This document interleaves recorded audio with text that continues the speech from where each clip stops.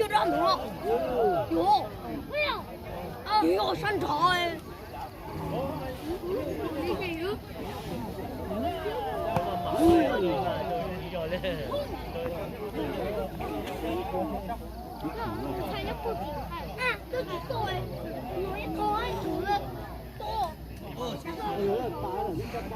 把这都给做成呀！đuổi là hai đuổi ăn đồ. Vô. Cái tiền vô. Cái tiền nó rồi đấy, xin cho đấy. Ai đúng rồi. Anh nên tiền nó có. Thì đúng rồi ăn à. Thì đúng rồi. Đúng rồi ăn chưa cái mặt trâu. Chạy luôn. Ăn nó rồi. Ăn nó rồi. Ăn như vậy. Vô. Nó chỉ bỏ chỗ cái gì á? Nó chỉ đi cái chỗ này. Ở cái bên. Wow! Em đi. Tu nó là tu chế. Nó chế đó. Chế. Em lấy vô nó cũng chế. Ồ, xin lỗi của mẹ nó. Lấy tăng. Lấy tăng con.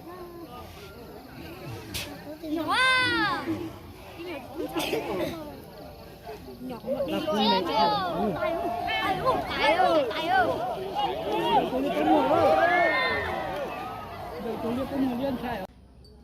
Mà cú rong có sắp lại chúng mình đó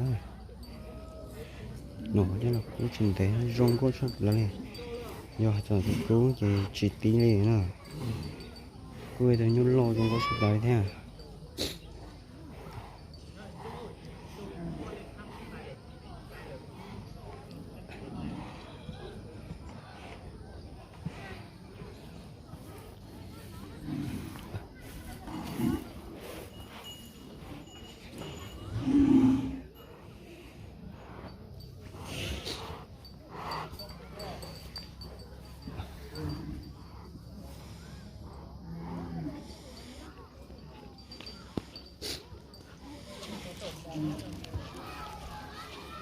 Phải sắp bắt tư thì chỉ tí cái này là